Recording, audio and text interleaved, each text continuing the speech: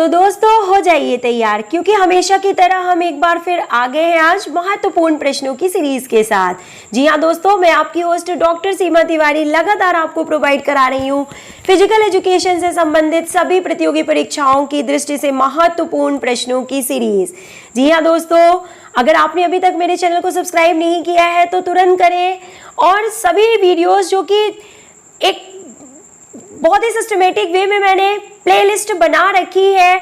अगर आप old question paper देखना चाहते हैं, पुराने सभी परीक्षाओं के जो ओल्ड क्वेश्चन पेपर है उनकी एक प्लेलिस्ट है, मॉडल टेस्ट पेपर की प्लेलिस्ट है, प्रैक्टिस सेट अगर आप सॉल्व करना चाहते हैं तो उसकी एक प्लेलिस्ट है, और अगर आप पूरा जो डिटेल में सभी स्पोर्ट्स एंड गेम्स के बारे में मेजरमेंट से रिलेटेड उनके कोर्ट मेजरमेंट उनके फुल डिटेल अगर आप जानना चाहते हैं तो उससे रिलेटेड भी सभी गेम्स की एक प्लेलिस्ट मैंने बना रखी है दोस्तों अपने चैनल पे। हर तरह के वीडियो अवेलेबल है, बस देर है आपको सभी प्लेलिस्ट के सभी वीडियोस को देखने की।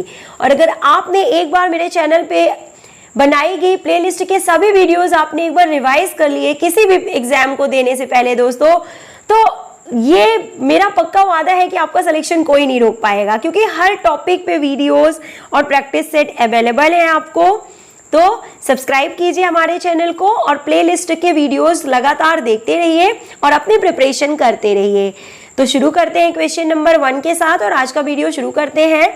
सही विकल्प आपको चुनना है और पूछा जा रहा है कि संकुचन यानी कि फ्लेक्शन और विस्तार यानी कि एक्सटेंशन किस एक्सिस के चारों ओर होते हैं।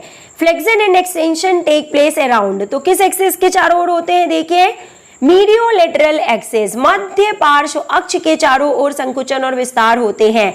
फ्लेक्शन एंड एक्सटेंशन मूवमेंट की बात की जा रही है। सही विकल्प चुनिए। शारीरिक शिक्षा की आधुनिक विचारधारा की शुरुआत हुई थी, तो क्या पूछा जा रहा है, देखिए यहाँ पे कि शारीरिक शिक्षा की विचारधारा की जो आधुनिक विचारधारा की शुरुआत है वो किस ईयर से हुई थी, ये आपको बताना है यहाँ पे दोस्तों। And what is correct answer, and the correct answer is option number C, 19वीं शताब्दी के आखिरी दशक में, यानी कि in the last decade of 19th century modern concept of physical education was started. शारीरिक शिक्षा की आधुनिक विचारधारा की शुरुआत 19वीं शताब्दी के आखिरी दशक में हुई थी। नेक्स्ट क्वेश्चन, कार्डियोवैस्कुलर प्रणाली को कार्य क्षमता प्रदर्शन के लिए प्रशिक्षित किया जा सकता है इन्हें अपनाने से, और पूछा जा रहा है that cardiovascular system can be best trained for performance in endurance events by practicing in. किस तरह की एक्सरसाइजेस को परफॉर्म करने से कार्डियोवैस्कुलर एंड्योरेंस को सुधारा जा सकता है या इंप्रूव किया जा सकता है। Option number C, aerobic exercises. जी हाँ दोस्तों, एरोबिक एक्सरसाइजेस की प्रैक्टिस करने से कार्डियोवैस्कुलर सिस्टम को जो है सही किया जा सकता है, इंप्रूव किया जा सकता है या उसकी क्षमता बढ़ाई जा सकती है। नेक्स्ट क्वेश्चन, ऐसा व्यवहार जिसमें प्रतिद्वंदी को मनोवैज्ञानिक तथा शारीरिक नुकसान पहुंचाकर जीता जाता है उसे क्या कहते हैं। And it is known as, option number C, it is known as, option number C, आक्रामकता का साधन के रूप में उपयोग, मींस इंस्ट्रूमेंटल एग्रेशन के रूप में इसे जाना जाता है। इंस्ट्रूमेंटल एग्रेशन, जी हाँ दोस्तों, a behaviour where opponent is psychologically और physically harmed but the goal is to win, यानी कि मनोवैज्ञानिक तथा शारीरिक नुकसान पहुंचाकर फाइनली जीता जाता है तो उसे क्या कहते हैं, तो इसे आक्रामकता का साधन के रूप में उपयोग करना या इंस्ट्रूमेंटल एग्रेशन के रूप में जाना जाता है। नेक्स्ट, कार्बोहाइड्रेट भारीकरण यानी लोडिंग खिलाड़ी इस प्रक्रिया को अपना कर करते हैं। Carbohydrate loading used by athletes means, carbohydrate loading का क्या मतलब होता है ये पूछा जा रहा है। ऑप्शन नंबर बी यहाँ पे सही है, शक्ति का मांसपेशी से संचय करके, means storing energy in muscles, शक्ति का मांसपेशी में संचय करना कार्बोहाइड्रेट लोडिंग के रूप में जाना जाता है। तो एक से एक अच्छे प्रश्नों की सीरीज ही हमेशा हम आपके लिए लेके आते हैं दोस्तों। ऐसे ही क्वेश्चन एग्जाम में पूछे जाते हैं जिनकी आपको लगातार प्रैक्टिस करने की बहुत ज्यादा जरूरत है। नेक्स्ट क्वेश्चन की ओर मूव करते हैं कि बास्केटबॉल खिलाड़ियों को लगने वाली सामान्य चोट निम्न में से कौन सी है? ऑप्शन नंबर बी, टखने की anterior lateral ligament injury, interior lateral ligament injury of ankle. According to answer की ये आंसर यहां पे दिया हुआ है दोस्तों कि interior lateral ligament injury of ankle, ये यहां पे सही आंसर है। Next question is asking that somatotype रूपरेखा 441 क्या बताता है? और आप सभी को पता है कि सोमैटोटाइप क्लासिफिकेशन शेल्डन जी के द्वारा दिया गया था। तो बताइए कि 441 से आप क्या समझते हैं? तो ऑप्शन नंबर 1 सही है, एंडोमार्फ मीजोमार्फ। नेक्स्ट, किस प्रकार का शोध व्यवस्थित ज्ञान को उत्पन्न करने और विकसित करने के लिए अभिकल्पित किया जाता है? Option number C is correct here, मूलभूत शोध।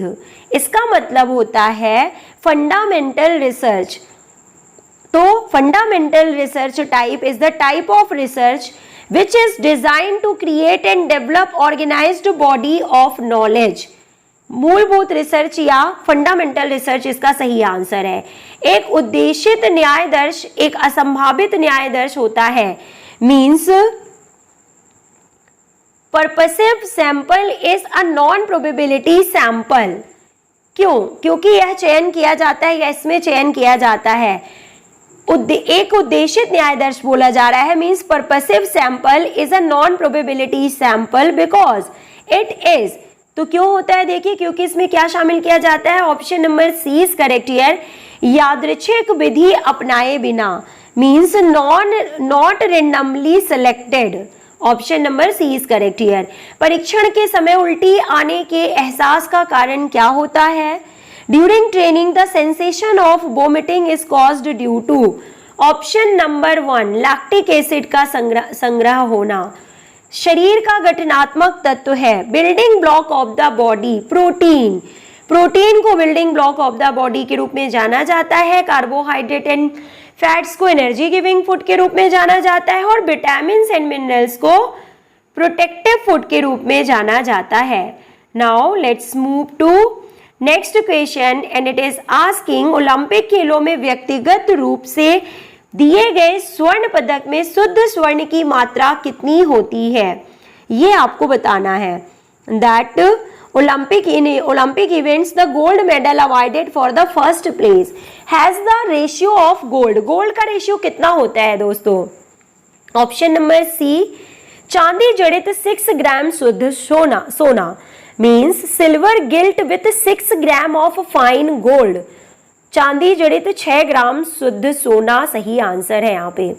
YMCA college of physical education Madras Chennai के प्रथम आचार्य का नाम क्या था? सभी को पता है दोस्तों, ऑप्शन नंबर बी, HC बक ने 1920 में मद्रास चेन्नई में YMCA college of physical education का एस्टेब्लिशमेंट किया था। All India council of sports कब बनी थी? ऑप्शन नंबर ए, 1954 में।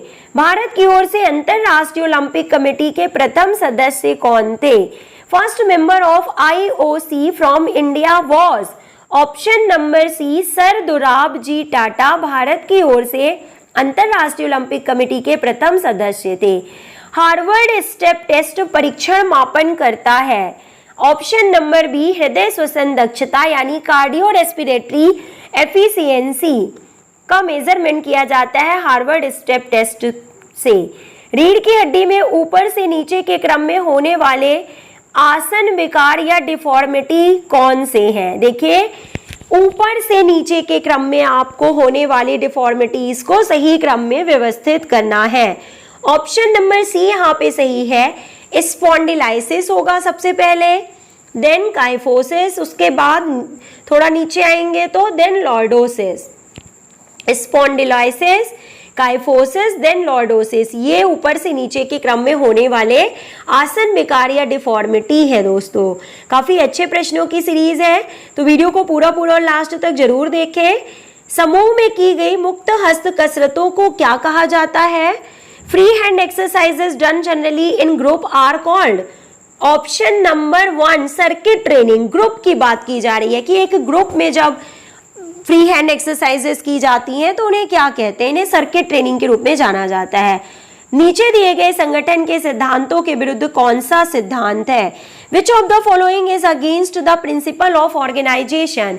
संगठन के सिद्धांतों के विरुद्ध जो है, means against the principle of organisation. तो कौन सा ऐसा है जो ऑर्गेनाइजेशन के प्रिंसिपल्स के अगेंस्ट है?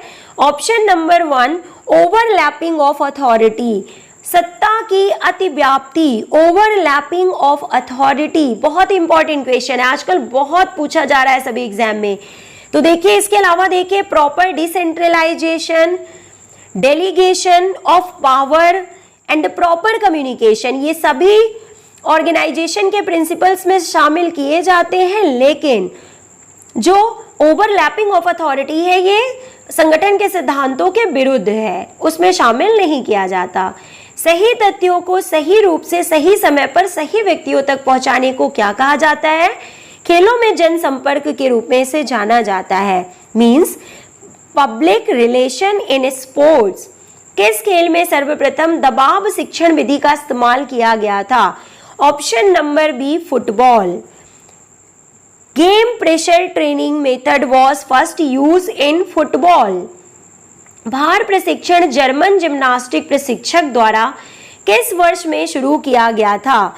Wait training method was started by German gymnastic coach in the year. Option number B 1812। 1812 में भार प्रशिक्षण जर्मन जिम्नास्टिक प्रशिक्षक द्वारा शुरू किया गया था।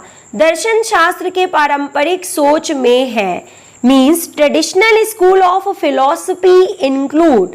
Traditional schools of philosophy includes, दर्शन शास्त्र के पारंपरिक सोच में शामिल है। क्या क्या शामिल है देखिए, ऑप्शन नंबर सी यहाँ पे सही है, मीन्स थर्ड व्यवहारिकवाद, व्यवहारिकतावाद यानी प्रैग्मेटिज्म।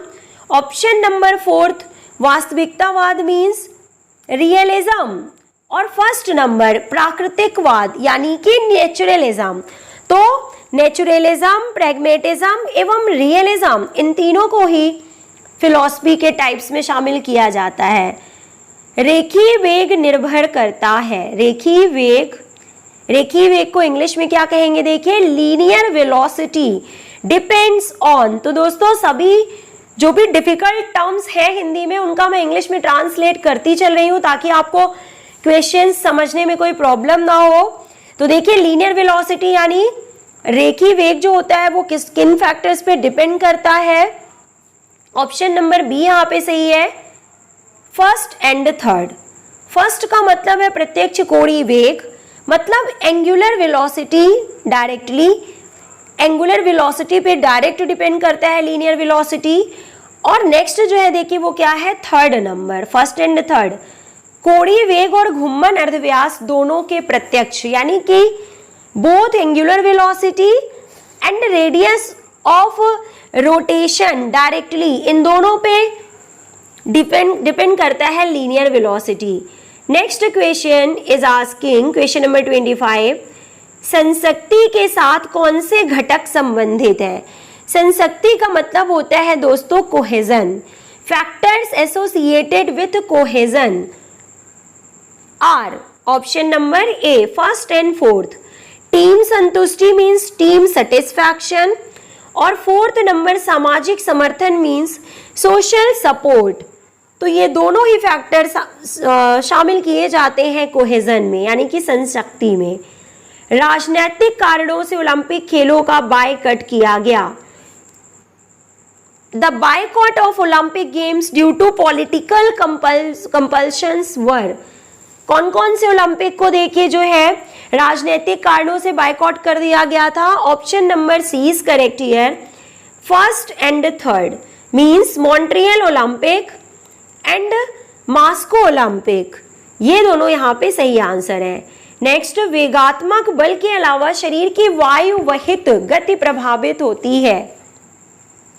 वेगात्मक बल के अलावा means other than propulsive force the aerial motion of a body is influenced by, किसके अलावा, अदर देन प्रोपल्सिव फोर्स, शरीर की वायु वहित गति means the aerial motion of a body is influenced by, किससे प्रभावित होती है? देखिए दोस्तों, ऑप्शन नंबर डी यहाँ पे सही है।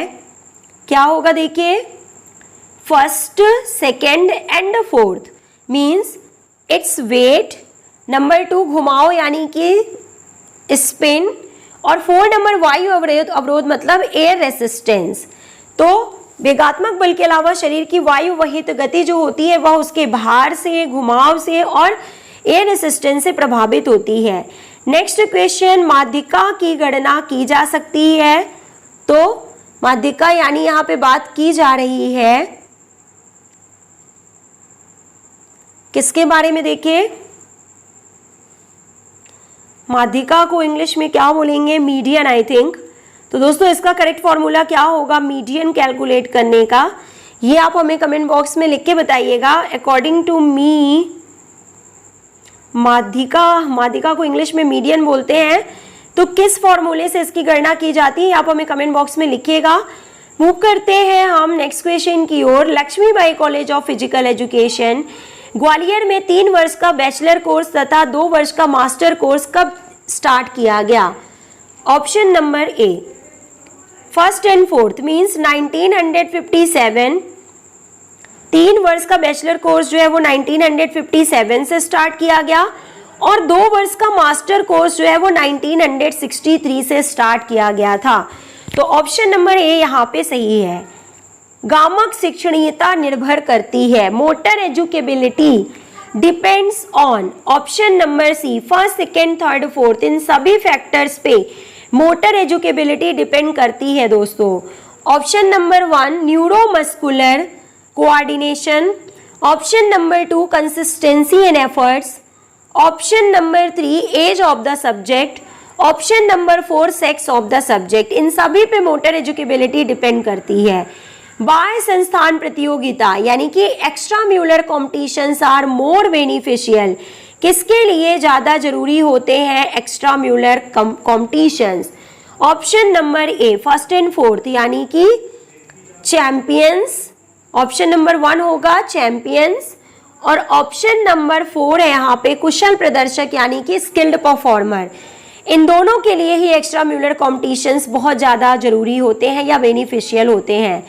आंतरिक भार की परख की जाती है, internal load is judged by, तो इंटरनल लोड की परख कैसे की जाती है? Option number D second and fourth means pulse rate के द्वारा, और फोर्थ नंबर लैक्टिक एसिड का संकेंद्रीकरण यानी lactic acid concentration, load volume, sorry option number D सही है, यानी कि पल्स रेट और लैक्टिक एसिड कंसंट्रेशन इन दोनों से ही इंटरनल लोड का जजमेंट किया जाता है। सूची फर्स्ट को सूची सेकंड से मिलान करना है दोस्तों, बहुत ही अच्छा क्वेश्चन है। तो देखिए क्या है करेक्ट आंसर, हम आपको बता देते हैं सही मिलान। लुडविग जॉन का संबंध किससे है? टर्न वेरियन मूवमेंट से, आप सभी को पता है। इन्होंने टर्न वेरियन आंदोलन की शुरुआत की थी लुडविग जॉन ने। जॉन डीबी का संबंध व्यवहारवाद या प्रयोजनवाद से है। पान हेनरिक लिंग का संबंध शैक्षिक जिम्नास्टिक से है, और कुबर्टिन का संबंध मॉडर्न ओलंपिक से है दोस्तों। तो ये यहाँ पे सही मिलान है, आप इसका स्क्रीनशॉट ले सकते हैं। मूव करते हैं हम नेक्स्ट क्वेश्चन की ओर। And again it is asking the match the following से रिलेटेड क्वेश्चन, यानी कि सही मिलान कीजिए वाला क्वेश्चन एक बार फिर स्क्रीन पे आ चुका है, और सही आंसर हम आपको बता देते हैं दोस्तों। देखिए उत्तेजक प्रक्रियाएं यानी कि स्टिमुलेटरी रिस्पॉन्सेस का संबंध बीटा ब्लॉकर से होगा। देखिए उत्तेजक प्रक्रियाएं बीटा ब्लॉकर्स। नेक्स्ट, सतर्कता को बढ़ाने वाले द्रव, drug increasing alertness, necrotic, alertness को जो बढ़ाते हैं, सतर्कता को बढ़ाने वाले पूछा जा रहा है। तो ऑप्शन नंबर 2 यहां पे सही हो जाएगा, नार्कोटिक एनाल्जेसिक, ये सही आंसर है। नेक्स्ट, मनोवैज्ञानिक स्टिमुलेंट यानी साइकोलॉजिकल स्टिमुलेशन किससे किया जाता है? तो उत्तेजना सही आंसर होगा, स्टिमुलेशन। और टेस्टोस्टेरोन का संबंध किससे है? तो एनाबॉलिक स्टेरॉइड से इनका संबंध है। टेस्टोस्टेरोन का संबंध एनाबॉलिक स्टेरॉइड से है दोस्तों। तो ये यहाँ पे सही मिलान है।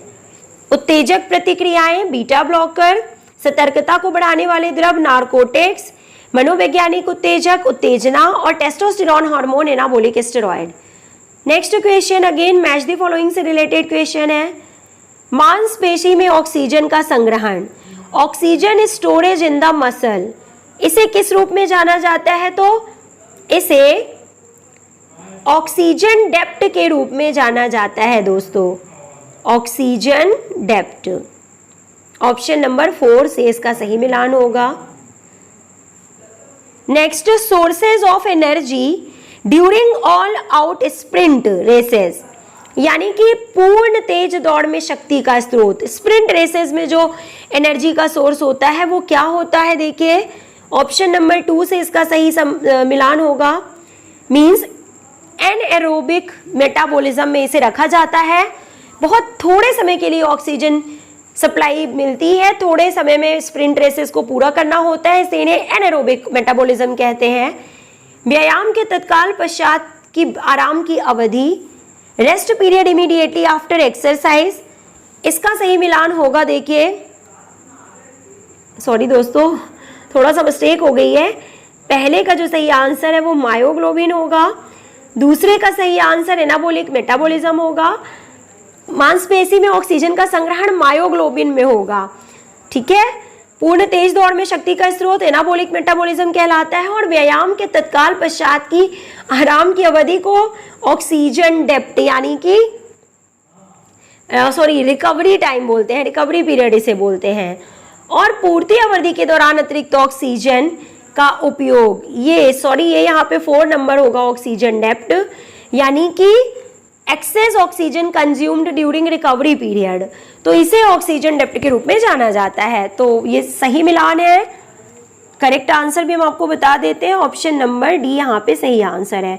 तो आप इस क्वेश्चन का स्क्रीनशॉट ले सकते हैं और इसे सॉल्व कर सकते हैं। मूव करते हैं हम नेक्स्ट क्वेश्चन की ओर, and it is asking that, सही मिलान कीजिए अगेन। नेतृत्व यानी लीडरशिप का संबंध आप सभी को पता है दोस्तों, किससे होगा? ऑप्शन नंबर बी से होगा, यानी कि SCAT। व्यक्तित्व यानी पर्सनालिटी का संबंध किससे होगा? तो POMS। ग्रुप कोहेजन का संबंध किससे होगा? तो GEQ से। और उद्योग यानी कि एंजाइटी का संबंध जो है वो LSS से है। तो दोस्तों अब आपके सामने स्क्रीन पे है होमवर्क क्वेश्चन, जिसका आंसर आपको हमें कमेंट बॉक्स में लिख के बताना है।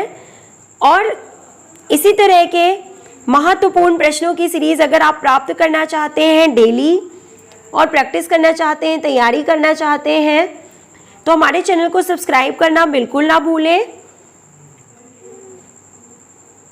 मिलते हैं आपसे नेक्स्ट वीडियो में। ये आपका होमवर्क क्वेश्चन है, क्वेश्चन नंबर 38।